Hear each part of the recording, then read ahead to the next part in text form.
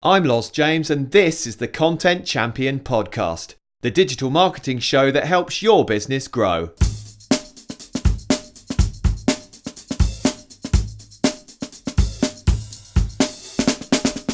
This episode is sponsored by Ahrefs.com, my favourite SEO software that I use every day on client and my own SEO campaigns. For your $7 7-day trial, visit ahrefs.com. That's Ahrefs.com. Hello again, welcome to another episode. Thank you for listening. On today's show, I'm pleased to be discussing small business website conversion mistakes with experienced copywriter and website consultant Gill Andrews. Let's dive in. Thanks for coming on, Gill. Thank you for having me. Glad to be here. Now, before we dive into the subject of today's show, which is small business website conversion mistakes, can you tell us your backstory, please? Yeah, sure. My story is actually probably a typical one. I studied, I got a job, like a normal person is supposed to do. And I was working as a software developer and an IT consultant for 5 years. And I couldn't say I wasn't unhappy. I kind of did notice. You just think, okay, that's what people are supposed to do. And then I went on maternity leave and I had my son. And then I had a break for 3 years because Germany is so nice to give you a 3-year maternity leave. And I was getting bored. So I started a blog. And the first my blog had nothing to do with copywriting or websites. I was just writing, whatever. It was like interviews and stories and blah. But I was trying to get my blog to rank to, attract more visitors. And I learned so much about how a website is supposed to work. How do you get people to come, stay, take interest, take action? So for 2 years, I was doing that. And then it was time to decide whether I'm going to go back to work. And I was like, I don't want to go back. This is so much fun. I'm connecting with people. And at that point, I already started giving advice to my friends, also bloggers, about a website, copywriting and design, because I had this background in IT where we also developed interfaces and like a website kind of web applications and so on, and also wrote web copy. So I was like, man, so many things that I know, other people don't. And I was like, why doesn't everybody know that? And I realized that I kind of know more than other people, and that is a demand for my knowledge. And I decided not to go back to work. I was lucky that I didn't have to earn full income right away. This would have not been possible because I was completely unknown. Nobody knew me. I was in Germany. I'm not even in an English-speaking environment. So I had to build everything from scratch. But thankfully, these 2.5 years with my first website prepared me to do so and to do it in the right way from the very beginning. I had a plan, how I'm going to acquire customers, what I need to put on my website, and so on and so forth. And I had little time because I had a small child who was still at home, who only went to kindergarten, I think, 1.5 years into my business. So I had to be very focused. And after year 2, I saw that it's really working out. And now I'm really happy that I took this step. It was unexpected even for me. If you've told me 10 years ago, oh, you would be doing this, I would be like, are you crazy? But it is really fun. It's, of course, sometimes there are troubles and struggles and whatever, but you are your own boss. You have to decide, on your hours, on your focus, on what you do, on your clients. And that's really what I love. It's much better than working for some banks where you don't really see the stakeholders, where nobody actually cares, big companies, and you don't get to see the difference you made, I totally agree. I've been working for myself since 2000, and I'm kind of unemployable now from anyone else, but I wouldn't have it any other way. It's great to be able to use your skills, as you said, and that led, in your case, to your great website, and you've got some fantastic services that came out of those skill sets that you have. Tell us about those. Well, I started with offering website audits, or I call them website reviews, where I do usually it's a heuristic review where people don't have enough data for us to analyze. It may be a new website. It may be, they just launched the website 1 month, nothing's happening, and they need to figure out what's wrong. Or even a freelancer who has been struggling for a year and nothing, comes out. So mostly it's like heuristic reviews where I go through copy and design and tell them why the copy doesn't work, what they need to do. Sometimes I even create mock-ups for them, pages, not only wireframes, but like really full-blown design mock-up based on their theme, showing them how it's supposed to look and so on. First, I didn't even write copy because, this was first I started with that, and then people started asking me, can you help us write the copy? And I was like, well, actually I can. And only after that I started calling myself as a copywriter, because first I just called myself as web consultant, and I was doing these audits and I was writing reports, like page by page screenshots if it's a bigger company that had like 5 pages to review or 10 and so on. And then it evolved in this bigger service when, for example, a company already has data.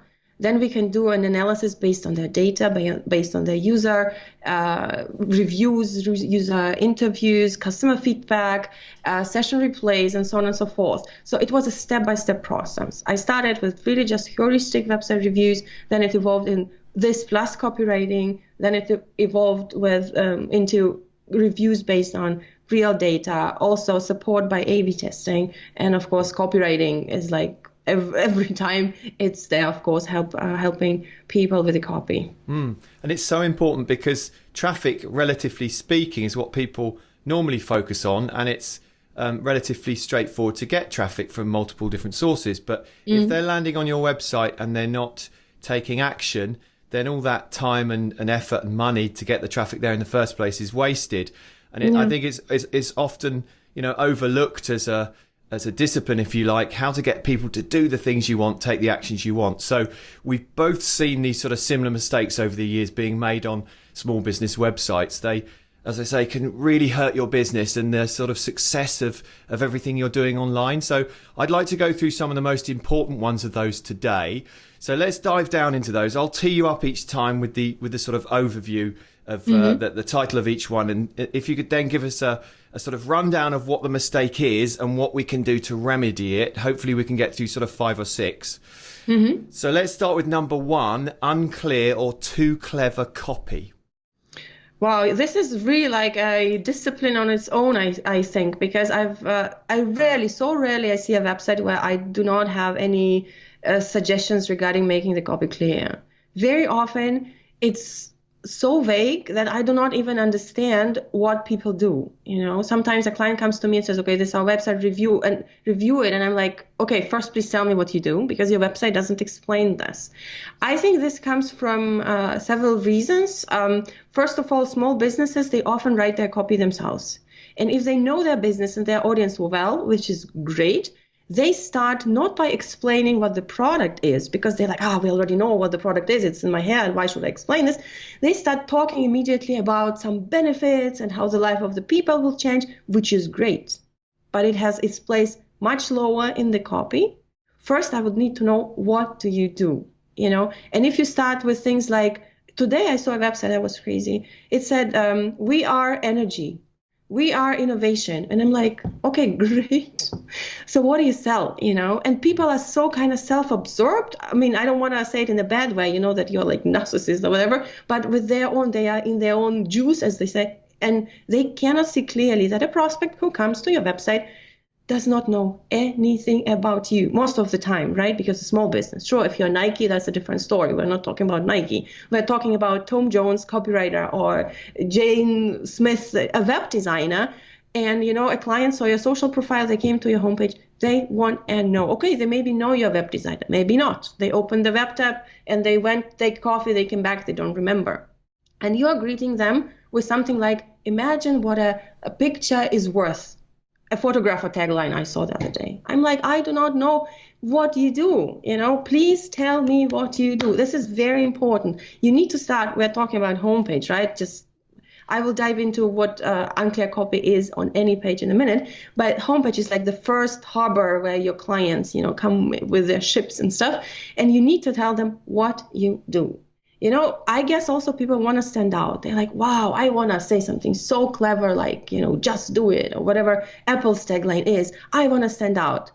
I will tell you something that you probably did not think that it is like that. I see websites en masse. I see so many websites. Recently, I was writing a post. I had to go through 100 freelancer websites. It took me days. And you know what stood out? Not clever, not something else, not funny, not whatever. Clear. You want to stand out, tell people in plain words what you do. The way you can check if this is working, if you are doing it right, imagine saying the same sentence to a prospect face to face. Will you really tell them, we execute engaging brand experiences? Really, somebody comes to you and says, how can you help? I have this problem. And you go like, we execute engaging brand experience. And they would be like, okay. So say it loud, and imagine you're saying it to a real person. Does it make sense? If it doesn't make sense, you are not clear. If that person will ask you, sorry, what do you mean? It's not clear. Another thing when it's not clear is when you cannot repeat a sentence without reading it from your screen or a piece of paper.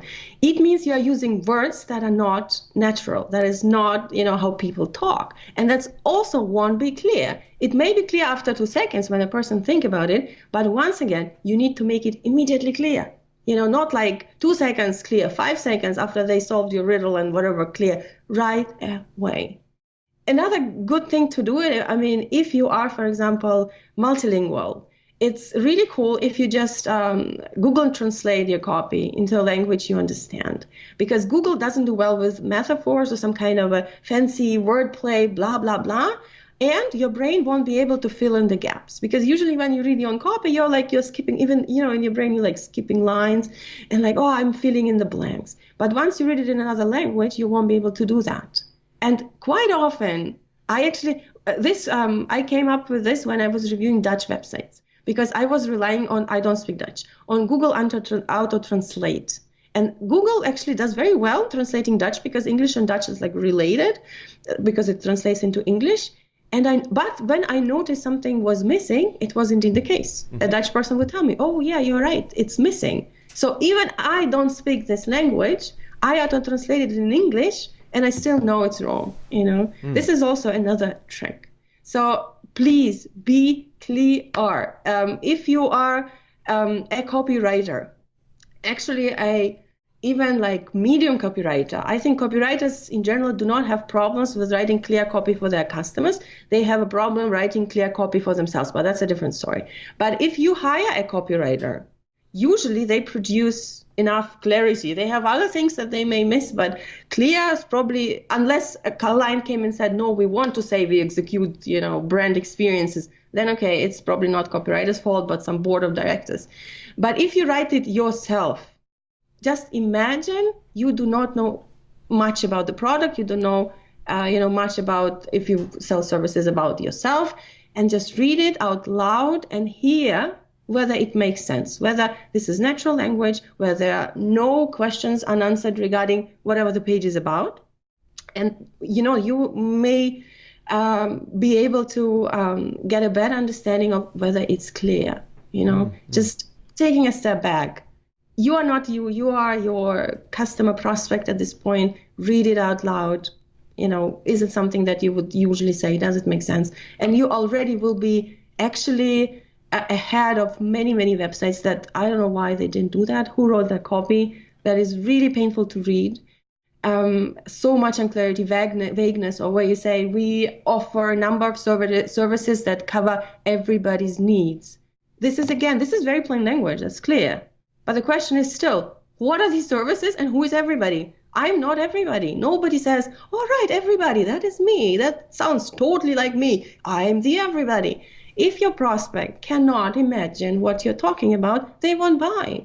Be specific. Specificity also helps clarity. It may, if you use jargon and stuff, you may again confuse your visitors, but that's another step. Okay, if it's too vague, too general, first make it specific, and then again, read it out loud. The moment you make a change, read it out loud again.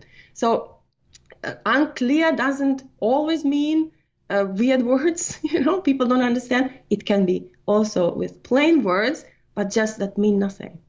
So you also need to see that it means something. And this is where a small business... this was my rant about... This is where you said something really important in there as well, about, this is where small businesses can really steal a march on corporates, because often in that whole creative process, and as a copywriter myself, I've worked for big companies where that clarity just gets lost with like 10 stakeholders digging down into all this stuff to try and get and they come up with "we are energy" at the end of it, where if one or two people have been working with you on that process, and if you're doing it within your own business, you can do this.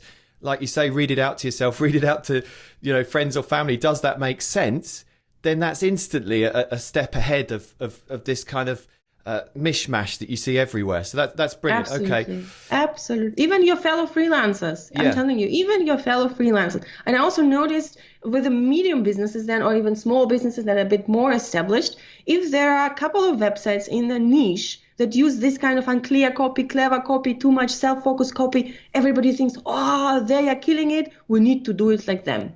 Please do not compare yourself on this stage, on the stage where you are deciding whether your copy is clear. Do not compare yourself to your niche. I noticed that's a problem with designers where they think, let's slap pretty pictures on the website. Let's not talk about our process. Let's not talk about case studies. Let's not talk whether we design products or digital assets, just pretty pictures. Why? Because everybody else is doing it. I had a real problem convincing a potential prospect that they need text on the website, and we didn't start the project because I told them, I'm not going to participate in, taking your money, writing 3-4 sentences on your website and slapping pretty pictures. This is not going to work. But everybody does it like this. There was the argument. Look at this website. I don't care about this website. Maybe they are established because they have word of mouth clients or whatever is going on apart from the website, because website is a medium. It's a part of your sales funnel. It's not all. Maybe they're getting their clients from somewhere else.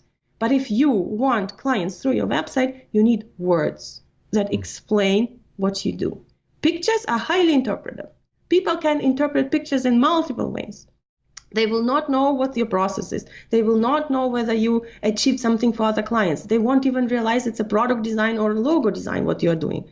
They need words. And if you are not ready to say, yes, okay, we understand, and we would like to convince our prospects, to convince real people that come to us and not follow some kind of trends, then I'm afraid this is not going to work for you. Okay, and this goes on then, this feeds into number 2 with those words, explaining clearly what you do. You are building credibility and authority. So your number 2 is not having those credibility enhancers on your website, or those credibility enhancers being too weak. Go into that one if you would. Yeah, this is also such a big mistake in the sense of that I actually don't know what the reason for this is. Often I hear, we were pretty sloppy collecting these testimonials and whatever. So there are several things that can increase your credibility. First of all, even if you don't have testimonials, just by being specific and talking, not like we offer services for everybody, but saying things that may that make your prospects realize that you've been doing it for long, that you have a process, it already makes you a bit more credible. But this is not enough. You need third-party voices. You need voices of your former customers, third-party voices, to tell your prospects that they can trust your word. Because imagine somebody rings your doorbell, comes in and tells you, hey, I'm Bill, I'm the world famous business coach, and give me your money, I will coach you to whatever. You will close the door, you will throw the guy out. Why do you think your prospects should believe you? Okay, you have pretty pictures, you have pretty words, you have not a single testimonial. I will go to another competitor that has a less fancy website, but the competitor who has 3 testimonials on every service page. People need to be sure that you will do a good job. You know why? Because your clients, if you work for small businesses, for solopreneurs, even for medium businesses who have like one stakeholder who really cares, they are terrified of hiring you. Because they may think they may fire you later. You can do it by, once you start hiring yourself or try to hire someone, you will understand what your clients think. They're like, oh my God, it's my business. I'm letting someone influence my business. What if this goes wrong? What if I pay so much money? Maybe I don't have much money. This is my whole budget to that person, and they are extremely scared to hire anybody. So if you do not have any testimonials, you lose, because your competitors will have. And nobody cares about your fancy animation, blah, blah, blah website. You need to prove you can do a good job. Okay. Question. I get the question. So how do I do it? I'm just starting out. Sure, when you're starting out, when you just, click publish on your website, you don't have, may not have testimonials, but you should make it your priority number 1. The moment you do a project and you did a good job, immediately after a client says, wow, wonderful, great, paid your invoice, you send them an email asking them for testimonial, but not some random, can you give me a testimonial? This never goes good. You will get a rambling something. You ask them, can you please give me a testimonial? In particular, if you could say what problem you were struggling with, what I did for you, how did you like the result, and how you liked working with me. They will send you normal testimonial, and even that you can still edit, to make it very precise and whatever. And then you can ask for their permission. It's really easy. Just try. Asking for testimonial, there is nothing bad. Maybe people feel bad. I don't know about, oh my God, I don't want to ask. Why not? People are super happy to give you testimonials. I myself gave several testimonials. It's a nice thing to do. You're happy with the result. I had even clients writing to me after half a year. I asked them a testimonial. They said, no, we would like to wait more to see how it works. And I already forgot about it. And half a year later, something comes, an amazing testimonial, one of the best testimonials I've ever got. They are happy, and they are happy to make you happy. So just ask. The moment you do the project, ask. If you think you need to see the results, ask them if it would be okay to touch base with them in a month, in 2 months, whatever, and then follow up. Testimonials is a must have on your website. There's no way around it. And it's great to get them as well. When you're a small business owner and you've done a good job and you've been working hard and you ask for your testimonials and one comes in and it's great. I got one the other day. It just kind of makes you weak. So that's another great reason, because it fuels you and it's a positive thing. Okay, let's roll on. Let's go on to number 3. Your call to action not working out of context. What do you mean by this? We had calls of action. Calls of action. Well, the most typical being more or info. For example, if you had some page that's like more text, and the heading is already gone from the screen, and then some text your prospect was reading or skimming, and then suddenly comes the button learn more or info or more, whatever, and the person is like, wait, what is this button going to do? The thing is, you need to make your call to action button be understandable what it does, even if this heading to which it belongs disappears from the view. For example, download my ebook. This is a very clear call to action. Book a session. Very clear call to action. Start ranking higher if you had a page about SEO course or whatever. Join the course. Enroll the course today. These are very clear CTAs that people will understand what they do, even if there's no other text on the website. But if you start with more info, learn more, if nothing else is visible to which it belongs, then people are confused. They're like, okay, wait, what is it going to do? Or if it does, I really saw a call to action that was called shut up and take my money. I'm like, what is it going to do? Am I going to register? Where am I going to be redirected? What is happening? Yeah. Or some kind of weird phrasing that it's just not clear. My favorite call to action. It was on a copywriter's website. Hi, I'm so-and-so. I'm B2B copywriter. And then the button that says, why copywriting? ? And I'm asking myself, if I click on a button, where am I going to be redirected? Services? You telling me your story, backstory, why you choose copywriting? You telling me why copywriting is important? I do not know. It needs to tell me what is going to happen. That's very important. But one thing I want to mention is, I don't want to bash learn more or discover more, found out more. It's a good call to action if you have a very short section. For example, services overviews where you say like social media, and then you say struggling with this problem, we help you do this. And then a button learn more where there is no way this heading will disappear. It means they always stick together. Plus, this button may continue a conversation your prospect is having in their heads. For example, oh, I want to learn more about this. Oh, I want to find out more about this. If this is indeed happening, if you can predict or can think that this is possible, that your prospects are thinking, I want to find more, just write, find out more. Just don't put it randomly or substitute every call to action with learn more. You need to be more specific if you can. If you can't, still make sure that it's clear what's happening. You need to make sure it's clear what's happening with this button. I saw it I see it often on medium-sized e-commerce sites. They have like learn more buttons, 6 on one screen view. You look at the page and they have like products and whatever. Not learn more. You need to write view product if this is about what you want me to do. It's not learn more. It's view product. What you mean? Because if I click on it, I will view the product, and so on and so forth. So just think about what's going to happen and just put it in three or four or 2 words, on that button. And then you're good. It's actually not that difficult.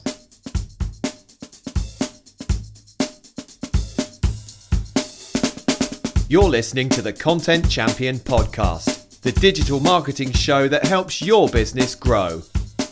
This episode is sponsored by Ahrefs, my favourite SEO tool. For your $7 7-day trial, visit ahrefs.com. That's ahrefs.com. And I guess it all comes back to, you've got your ideal customer avatar, the person that you're making your copy more specific for, enhancing your credibility for, and then you want a clear call to action for what they're going to do next. But you can't do that unless you know exactly what you're offering to whom. So it all comes out of that. Yeah, that's very true. And then if you go into the CTAs, number 4, we're looking at, this is tied into using space above the fold. And I see this a ton of times, really sort of, you got that real estate up there and people are missing a trick by not using it properly, aren't they? Yeah, absolutely. There was a study done by, what's the name, Nielsen Norman Group, and they discovered that people look at your website header, the hero image or how you call it, 57% of the time they spend on the page, they look at your first above the fold, right? It's not as important maybe as it used to be. People learned to scroll, but they still have expectations. And why not show them the most important things or tell them the most important things you want them to know and to tell them right away? Why a huge image with 3 words? This company that I was saying, We Are Energy, they literally had these 3 words on their website, hero image. My question is, what is happening? This place above the fold, this is a perfect spot for your unique value proposition. Tell them what you do, who you do it for, and why they should care. You see it actually, the websites of established or more or less established software companies, they do it relatively well. Look at their website, headers. Even if you're freelance, I have nothing to do with software, they do it really nice because they hire good copywriters. They have like a bold headline that they may have a text, a sentence in a smaller font, and then they may have 3 bullet points, maybe emphasizing a benefit, maybe emphasizing particular features they know their prospects are after. So here is your possibility. Here's a great possibility for you to communicate your value proposition. Please don't start with, hi, welcome to my website. I saw that as well. Or some patronizing copy that, does not say what you do for whom, but already starts with, oh, I know all your problems. Oh, you feel like this and like that. That is very off-putting. Do not talk to me like you know me before you even introduce yourself. Because this is actually, when people read your page, it's a conversation. You don't realize it, but it's a conversation happening. Because you start talking first, you tell them, introduce yourself, and then they start having questions in their head. And you, if you did it right, anticipated the questions, your copy answers these questions. You may think it's a monologue where people, supposed to stand there, listen. They won't. It's actually a dialogue that's happening. You just don't know, and you need to make sure you're not off-putting. You don't start on from the wrong spot. When you talk in person, we never met a person, you also don't start like, oh, hey, you, I know your problem. You probably don't sleep well at night because of that. Wait, who are you? And this is what your header is for. I see it often actually on freelancer websites that start talking to people just from random point without introducing themselves. Sometimes I don't even know the name. Homepage doesn't mention the name, or I don't even know if it's a woman or a man.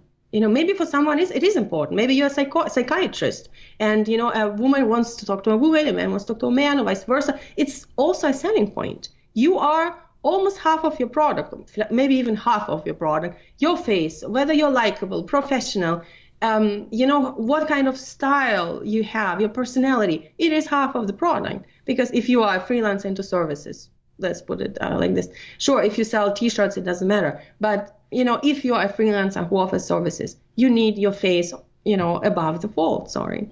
I also often see people making that mistake. They do not introduce themselves properly. They don't they start the conversation on the wrong foot. And then, of course, it's friction. And people are like, oh, that doesn't sit right with me. I don't even know who's talking. I don't know. Should I imagine a male or female voice in my head? What is happening? Who is this person? Sometimes it's really hard to figure out the name as well.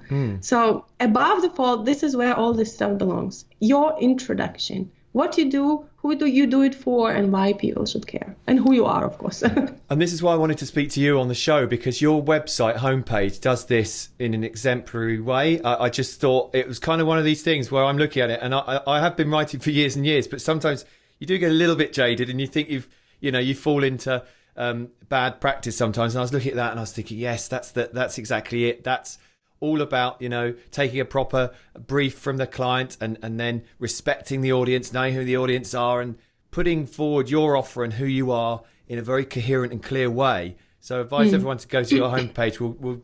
I'll go on to that at the end, and you can direct everyone there. But for the time being, let's carry on with 5 and 6. We're talking about visual clutter, number 5. Tell us about visual clutter. Okay, when people hear visual clutter, they probably think of some kind of a Chinese website with blinking stuff and whatever. This is also visual clutter, but what you do, you can even have visual clutter if you have just 6 elements on your page.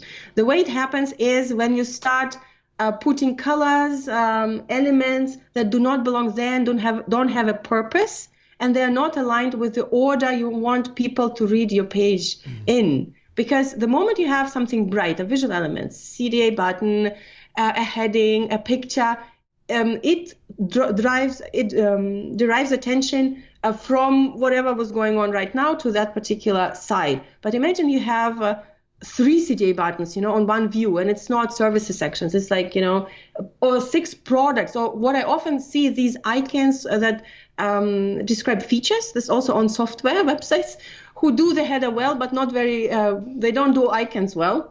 And you have like 3 columns, 3 rows, icons to sentence button, icons to sentence button. This is visual clutter. People do not know what is more important. It's also overwhelmed. They're like, where should I read? Should I read it all? So many icons. Icons are more prominent than the text. Icons are more prominent than the CTA button. This is overwhelming. The moment people do not know where to look and in what order to read your page, you cluttered it. You can even clutter, you can even create visual clutter if you highlight your words bold and if you do it section-wise. I saw also people doing it, like the whole paragraph is bold. Why? This is crazy. And then you have plus CTA buttons, plus images. I also say if an image does not support the point you're talking about, does not explain it better, let's put it like this, you can have a graph, a diagram, an infographic. If it doesn't set the mood, it has no place on your website. Some people just put images just for the image to be there. Or even bloggers, when they start putting these GIFs and, every section, 2 paragraphs a GIF, 2 paragraphs a GIF. At some point, it's tiring. I know you want to entertain people, but first of all, people came to your blog, unless you are some entertainer, to learn things, to answer a question, to solve a problem. Please let them do it in peace. Whenever you put something on your website, think, why is it there? Why is there in CTA? Do you need a CTA? Maybe you didn't tell them enough to put a CTA. For example, header, this website hero image CTA, I'm not a big fan of that, because nobody is going to contact you just because you told them I'm a B2B fintech copywriter. All right, great. So contact, I'm hiring you tomorrow. Not happening. But what's going to happen? People may click on this button just because why button? Why not? And then you disturb their flow. They may not come back to homepage. They may go somewhere else. They may, get interrupted in real life. Do not put even CTA buttons. They are not a cure for everything. Oh, the more CTA buttons I put, the more is the possibility people click. No. People are not goldfish. They are not brain dead. Then they remember you have a call button in your navigation. Call me, whatever, contact me, whatever. You do not need to say, contact me every, 3rd paragraph. Or, once again, we get this is such a plague. Oh my God, pop-up, slider, chat window, and the text that is visible is just maybe 30% of the screen. Everything else is clutter. Everything else are you taking care of your goals.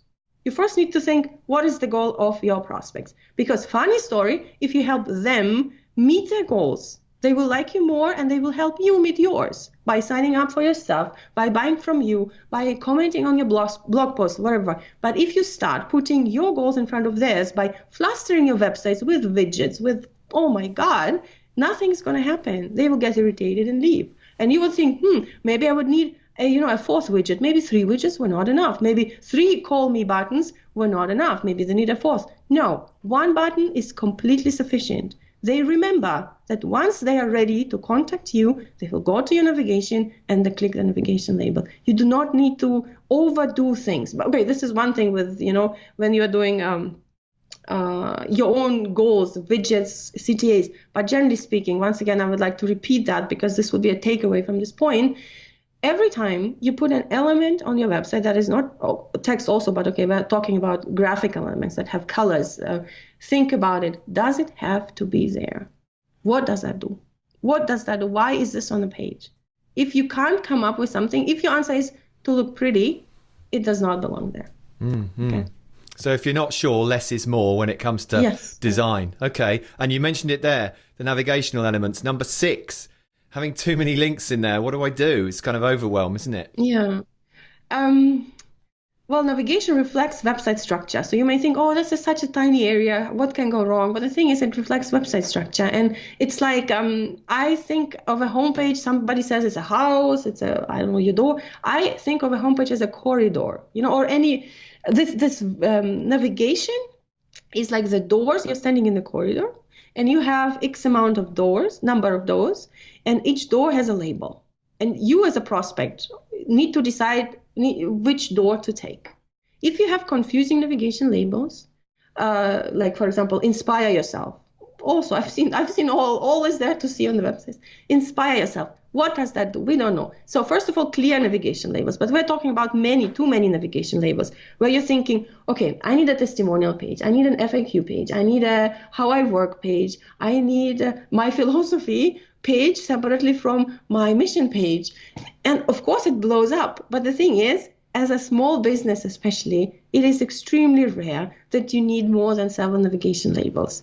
And they say that people, your prospects, you also can only keep 7 items in your short-term memory, meaning if you read 7 things, you more or less remember what it was. The moment you read the 8th, one of the 7 ones have to go. And you don't remember, one of them is already forgotten. And of course, the more labels are there, the fewer labels actually get clicked, because the more elements are there to choose from, the fewer times one particular element gets chosen. So you need to be very strategic. For freelancers, if freelancers are listening, I can tell you how your navigation needs to sound. So first of all, it's good if you can have home navigation label. The thing is that studies show that it really makes it simpler to come back to your homepage, and the users are a bit irritated if they don't find it. But let's keep it optional, because my advice here is if you have already 7 navigation labels, don't put the home navigation label. Okay, if really 7 navigation labels, you decided I need these ones and I can't, restructure anything, then okay, forget the home. This is nice to have. But if you would have less than 7, home is your very first one from the left. Then you go services, because this is what your prospects want. Home, what you do, general impression, and then, okay, sounds great. Let's see what they offer. Second label is services, okay? Then it can be, what I have is free tools. What you can have, maybe some other page, how I work, process or whatever, something where people already know, okay, I got a general impression. I know they offer services that really interest me. Then I would like to know, okay, how does this actually work? How I work? You do not have necessarily have the how I work page. Maybe you have more services that have different processes by themselves. So you would put how I work parts in the separate services pages. So you would need a how I work page. Pages you really don't need are testimonials and FAQ. FAQ may be needed by some bigger business that get hundreds of email inquiries, people asking the same things. Yes, then you need an FAQ page. But if you are a copywriter, a web designer, photographer, whatever, you do not need an FAQ page. You need to answer all the questions that you put in one pile for all possible audience segment on this one page, which is seriously lazy copywriting. You need to take these answers to these questions and put them on separate individual service pages. If people want to learn about copywriting, you put it on your white papers. You put it on white page that describes how you write white papers. If they, somebody wants to learn about your blogging services, whatever FAQ you had about blogging services, you incorporate into the copy on the page about blogging. You do not put everything on one pile. And the same goes for testimonials. You definitely offer multiple kinds of services, multiple kinds of projects, right? And if you put all testimonials on one page, a person, once again, coming back to the example before, who wants to learn about what you do, your blogging services, they will have to sift through 10, 15 testimonials that are irrelevant to them about copywriting services, about how great you are to work with, blah, blah, blah. And they may not even find the testimonial they want. So testimonials are more powerful in context. You made a claim, for example, like, I know I'm reliable to work with, whatever. You put a testimonial right before it. So testimonials do not belong in a common pile. Each testimonial should be very effective. It should be some blah, blah. Oh, John was great. I recommend him. What did John do, first of all? Is it your grandma saying how great you mowed her lawn, or what is happening?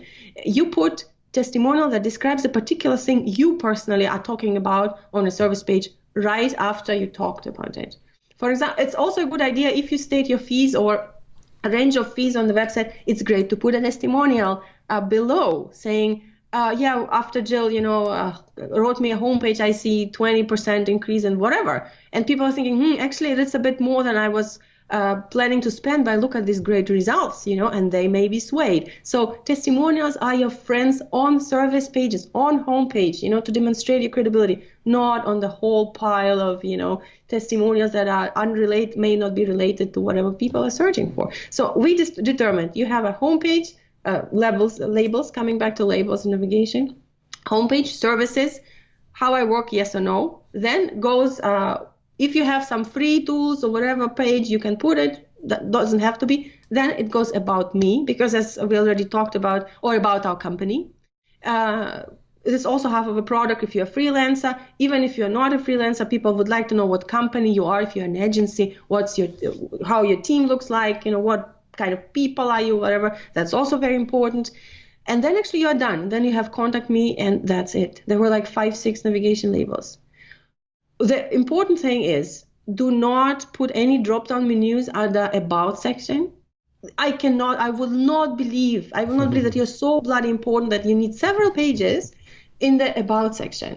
No, you're kidding yourself. I seriously saw 3 pages that were separate from our vision, our philosophy, our values. Nobody cares. Your about section needs to tell people how you can help. Sure, a bit reveal your personality, but it in no way should talk about things, our values and our philosophy, oh my God, no. What can you do for me? Why should I trust you? How your personal story contributes to your credibility? Not some weird things, let's put it like this. Also, for example, if you have portfolio as a copywriter, this we need to mention. If you have portfolio page, of course it belongs there.